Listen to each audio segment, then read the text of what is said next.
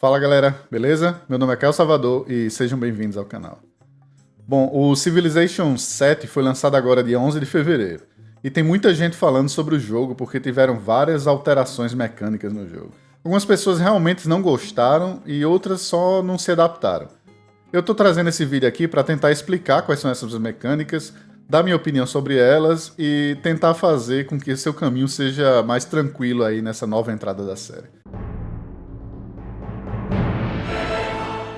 Pela primeira vez na série, você seleciona líderes separados das suas civilizações.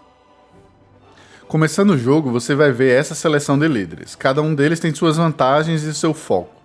Escolher uma combinação de líderes e civilizações que funcionem bem pode te dar uma bela vantagem ainda mesmo antes da partida começar. Se você estiver começando agora, eu tenho duas sugestões. Caso queira um jogo mais focado em crescer seu império, eu sugiro Augusto, que tem foco em produção e expansão. Mas caso você queira ver sangue e ir direto ao combate, eu acho que um dos melhores líderes para isso é o Xerxes, que eu não tenho certeza se pronuncia desse jeito. Enfim, existem vários líderes bacanas aí para serem escolhidos. Provavelmente vão lançar vários DLCs para adicionar líderes, já que não precisa lançar junto com civilizações agora, né? Outra novidade é que agora tem uma certa progressão e levels para cada líder. Quanto mais você joga com eles, mais você desbloqueia algo que o jogo chama de lembranças, que são pequenos bônus usados para personalizar ainda mais o líder. Um detalhe é que as lembranças que você desbloqueia com o líder podem ser utilizados por outros líderes também, o que na minha opinião é bem bacana e aumenta bastante o leque de possibilidades e combos para testar. É bom saber também que as lembranças só são desbloqueadas depois que você joga alguma vez. No início você não vai ter lembranças desbloqueadas. Mas enfim, após a seleção de líder e de lembranças, está na hora de você selecionar a civilização. O jogo divide as civilizações por eras, e eu falarei um pouquinho mais sobre as eras em breve, mas por enquanto fique sabendo que o padrão é começar na Era da Antiguidade. E se não me engano, a primeira vez que você abre o jogo, as outras eras ainda não estão desbloqueadas. O jogo vai te recomendar duas escolhas de civilizações iniciais baseadas no líder que você escolheu. Normalmente, uma das indicações é histórica, que foi a civilização que aquele líder realmente fez parte. As outras indicações são a geográfica, que são civilizações geograficamente próximas de onde aquele líder viveu, ou estratégica, que são civilizações que têm um foco e bônus parecidos com o líder selecionado. Normalmente, essas são as seleções ideais, mas a galera já está descobrindo uns combos inesperados que são bem fortes também. Se você está começando agora, eu recomendo você jogar com a recomendação histórica. Daí você tem que selecionar a dificuldade, velocidade do jogo, tipo e o tamanho do mapa. Eu sugiro jogar pelo menos uma vez com o padrão do jogo, só para entender as mecânicas primeiro. As decisões que você faz no início do jogo impactam bastante o resto do jogo. Então eu decidi dedicar uma pequena sessão desse vídeo só para falar dessa parte. A primeira coisa que eu sempre faço ao começar a partida é ir nessa lupa próximo do mapa e habilitar as informações de produção. Dessa forma, você pode ver o que cada espaço de terra produz sem aprimoramentos. Feito isso, você pode analisar os recursos que você tem ao seu redor, que são esses ícones, priorizando alimentos de produção inicialmente para garantir um crescimento mais rápido da cidade. Nesse caso, eu tenho camelos ao norte, que aumenta o número de recursos que você pode ter, que não é muito importante no início do jogo. E eu tenho o Caolin, no sudeste, que aumenta a produção de alimentos. Eu vou focar em expandir para o sudeste por causa dos alimentos do Caolin. Você vai começar apenas com uma única unidade, que é o Fundador. O jogo faz um trabalho bem bom de te botar num local que realmente é bom para iniciar a cidade. Raramente você precisa mover o fundador. Eu recomendo, pelo menos enquanto aprende o jogo, a não mexê-lo e fundar aí mesmo. Depois de fundar a cidade, você vai ter a opção de criar um batedor ou um guerreiro. Essa primeira unidade recebe um bônus de produção e vai ficar pronta já no turno seguinte. A minha recomendação é começar com o batedor, pois com ele você pode explorar o mapa mais rapidamente e encontrar os recursos, acampamentos de inimigos, cidades-estados e por aí vai. O batedor também foi alterado nesse novo Civ. Agora você tem duas novas habilidades, a busca e a vigia. A busca você vai usar bastante no começo. Ela te dá uma visão maior ao redor do batedor e também encontra recursos próximos espalhados para serem coletados. Já a vigia é mais usado como um posto de observação. Quando você quiser deixar o batedor parado numa região para te dar visão se o inimigo está vindo, por exemplo. O batedor pode utilizar a sua busca quando ele ainda tem movimentação, e a busca encerra a movimentação. Então, como o batedor tem 2 de movimento normalmente, é bom dar um passo antes de usar a busca. Quanto à tecnologia para começar, vai depender de onde você nasceu no mapa e o líder que você tem. Normalmente, cerâmica ou domesticação de animais vão ser sua escolha inicial, a não ser que você nasceu do lado do mar e tem recursos para serem explorados. Antes de falar de mais uma novidade do jogo, eu quero mostrar uma técnica conhecida como leapfrogging, que significa pulando. Essa técnica pode dar uma vantagem bem boa no início do jogo. Vamos dizer que você tem 2 recursos próximos e você quer pegar os 2 o quanto antes. Nesse caso, eu tenho um incenso ao norte, que dá 10% de ciência, e tenho um lã ao sul, que dá produção e felicidade. Por dar produção, a lã é mais importante no começo, porém eu quero pegar o incenso também o quanto antes. Nesse caso, os primeiros trabalhadores que eu ganhar, eu vou colocar na direção da lã até conseguir o recurso. Aí, depois que eu peguei a lã, é que vem o pulo do gato. Ao invés de esperar para a cidade ganhar mais 1 de população para distribuir mais trabalhadores, você pode construir um celeiro em cima da área que você botou um trabalhador anteriormente. Nesse caso, em cima dessa mina. Isso vai destruir a mina e deixar essa população / trabalhador livre. E o jogo vai te pedir para colocar ele em outro lugar. Aí você simplesmente aloca ele no incenso e vai ter os 2 recursos dando bônus bem antes do que deveria. Isso pode ser feito várias vezes durante o jogo e quando você domina essa técnica, você tem uma vantagem enorme contra quem não conhece.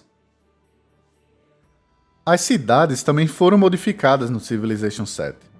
Com exceção da sua capital, quando você funda uma nova cidade, ela é considerada uma cidade pequena, que são cidades de apoio e funcionam diferente das cidades normais. As cidades grandes de sua capital usam produção para produzir tudo, sejam unidades ou construções. Já as cidades pequenas têm que usar ouro para produzir qualquer coisa. Você pode converter cidades pequenas a cidades normais pagando uma certa quantidade de ouro, e esse valor vai reduzindo quando a cidade pequena vai naturalmente ganhando população. Porém, nem sempre é vantagem converter as cidades pequenas em cidades, e eu vou explicar aqui mais ou menos como você pode otimizar a sua economia usando essas cidades pequenas. Quando sua cidade pequena é fundada, ela vai ser por padrão uma cidade em expansão. Esse tipo de cidade pequena converte toda a produção em ouro e tem um bônus de 50% na produção da população por alimento, o que é bastante coisa e faz com que as cidades pequenas cresçam bem mais rápidas até um certo tamanho. Depois que sua cidade pequena tem 7 de população ou mais, você pode escolher uma especialização para ela. Quando a cidade é especializada, ela para de crescer de uma forma natural e passa a enviar alimentos para as cidades grandes, mas ganha um bônus relacionado à especialização. Para esse vídeo eu vou falar dos 2 tipos de cidades pequenas mais comuns e que você vai usar 90% do tempo. Esses tipos são as cidades agropecuária ou pesqueira e a cidade mineradora. A agropecuária e pesqueira é porque pode se chamar um ou outro dependendo da região que a cidade foi fundada. As cidades agropecuárias ganham mais 2 de alimento para fazenda, pastos, plantações e barcos de pesca. Esse tipo de cidade é bem útil para produzir bastante alimento para sustentar o crescimento das suas cidades principais, enquanto você pode focar em produção nelas. Já as cidades mineradoras ganham um bônus de mais 2 na produção de acampamentos, cortadores de madeira, poços de argila, minas e pedreiras. Como as cidades pequenas convertem produção em ouro, esse tipo de cidade pode te fazer ganhar bastante ouro e são ótimos para sustentar seus gastos em uma guerra, por exemplo. Diferente de muita gente, eu curti bastante essas alterações de como as cidades funcionam no Civ 7. Me parece ser bem mais orgânico, até realista de como as cidades crescem dentro do Império. De forma geral, eu recomendo ter uma cidade pequena para cada cidade grande.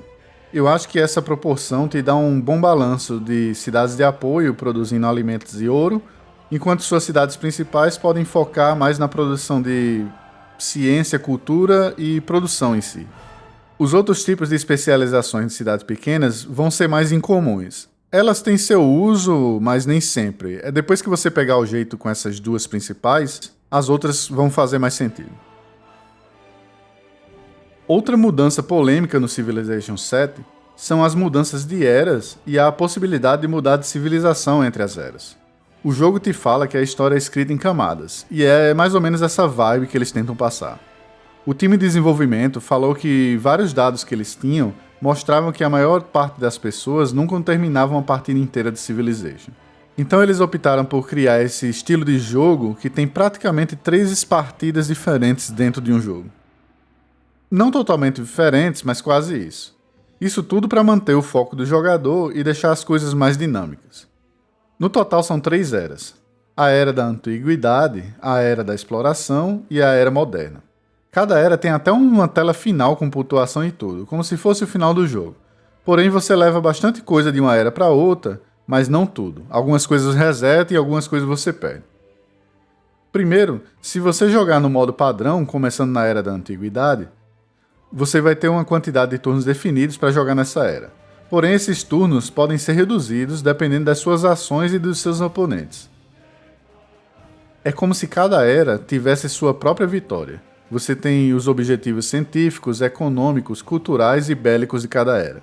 Cada vez que você consegue esses objetivos, você ganha uma vantagem para ser levada para a próxima era e reduz a quantidade de turnos restantes para terminar a era atual.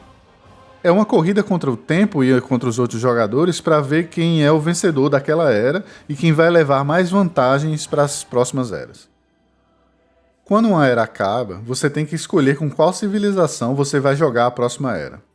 Cada líder e civilização tem as civilizações que fazem sentido histórico ou geográfico para você evoluir. Por exemplo, se durante a época da Antiguidade você estiver jogando com a líder Catarina e tiver selecionado a civilização romana, você vai liberar a Espanha e os normandos durante a Era da Exploração por ter escolhido Roma e vai liberar a Rússia na Era Moderna por ter escolhido a Catarina. Você ainda vai ter opções de mais civilizações dependendo do que você fez durante a era anterior. Um exemplo disso é que uma vez eu desbloqueei os normandos, mesmo tendo jogado com a Pérsia, por ter construído muitos muros de defesa.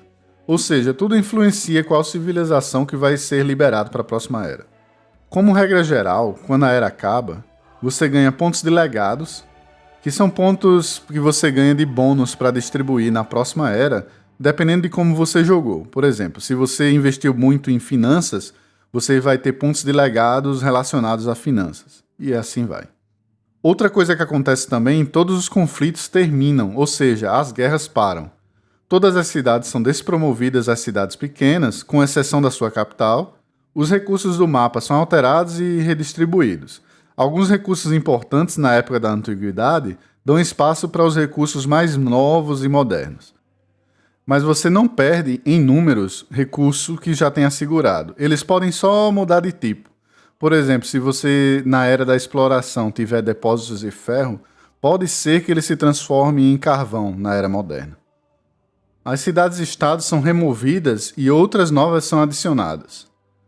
Uma nova árvore de tecnologia e cívica são liberadas. Seus exércitos são movidos de onde eles estão, normalmente para próximo das suas cidades. E as unidades do exército são movidas para dentro de um comandante. Caso você não tenha um número de comandantes suficiente para acoplar todas as unidades, as que excedem vão ser deletadas, então tomem cuidado e tenham comandantes suficientes para o seu exército. E é isso aí, eu sei que pode parecer bastante informação, mas depois de 1 ou 2 passagens de era você pega o jeito já. Aproveitando o gancho que eu estava falando de exército e comandantes, outra mudança bacana para tentar reduzir a quantidade de comandos que você precisa dar durante o jogo foi a inclusão desses novos comandantes. Eles são unidades especiais que podem carregar de 4 a 6 unidades, facilitando assim você locomover grandes exércitos. Fora isso, o comandante ganha experiência quando seu exército batalha perto dele, e essa experiência pode se investir em vários upgrades que deixam seu exército mais forte. 2 upgrades que eu recomendo são mobilidade, que aumenta a movimentação do comandante, e a iniciativa, que faz com que suas unidades possam atacar assim que o comandante mobilizam eles para o campo de batalha. Só tenha cuidado para o seu comandante não ser abatido levando um exército, pois as unidades vão tomar dano. Existem 6 tipos de vitória no Civilization VII. As 2 vitórias mais incomuns são a vitória por pontuação, em que ninguém termina a última era com uma das condições de vitória, e a vitória de dominação, que é quando você elimina todos os oponentes antes do final da era moderna. Os outros 4 tipos de vitória são mais comuns, sendo eles a vitória científica, vitória militar, vitória econômica e vitória cultural. Todos têm algo novo chamado Caminhos do Legado, que são missões que podem ser feitas durante as eras para conseguir ainda mais benefícios e te guiar para conseguir essas vitórias individualmente em cada era. Conseguindo um dos tipos de vitórias em uma era não te obriga a usar o mesmo tipo de vitória nas outras. Por exemplo, teve um jogo que eu ganhei a Era da Antiguidade fazendo o Caminho do Legado Econômico, mas nas outras eras eu fiz vitória cultural. Eu gostei desse novo sisteminha de missões que facilita você visualizar o que precisa fazer para cada vitória e dá sugestão de como você alcançá-los. Você pode habilitar a qualquer momento em um rastreador que vai te mostrar do lado esquerdo as informações importantes que você precisa saber. Concluindo esses caminhos na Era da Antiguidade e da Exploração, te dão um bônus de anos dourados para a próxima era. Já quando você conclui os Caminhos do Legado na Era Moderna, ele te libera o último objetivo para atingir a vitória final. Eu curti esse novo sistema de vitória, eu achei bem intuitivo, e os rastreadores ali do lado esquerdo, eles te ajudam a manter o foco, mas também às vezes te lembram de, dependendo de um bônus, alguma coisa que você ganhou durante a partida, você pode pensar em mudar para outro tipo de vitória no meio do caminho. E os rastreadores ali te ajudam a lembrar. Como vocês podem ver, o Civilization VII saiu com várias mudanças nas mecânicas do jogo, que podem ser polêmicas e afastar alguns fãs mais antigos. O jogo em si também saiu com vários problemas técnicos e a interface era bem ruinzinha, quer dizer, ainda precisa melhorar bastante. Porém, a FireX, a desenvolvedora do jogo, está trabalhando de uma certa forma rápida aí no feedback da galera e parece estar escutando mesmo assim. Tô gravando esse vídeo aqui no dia 15 de fevereiro e já saiu 3 patches corrigindo bugs e melhorando a interface do jogo, o que me deixa bem positivo para o futuro do jogo e da franquia. E é isso, eu espero que vocês tenham curtido o vídeo, espero que alguma das dicas te ajude aí na sua jornada no Civilization VII. Caso tenham curtido e quiser deixar um like, eu agradeço. Se quiser comentar ou compartilhar também, qualquer feedback é bem-vindo. E se quiser ver outros jogos que eu ando jogando, eu vou deixar aqui 2 vídeos compartilhados com vocês. Beleza? Obrigado a todos por assistir e até a próxima. Valeu!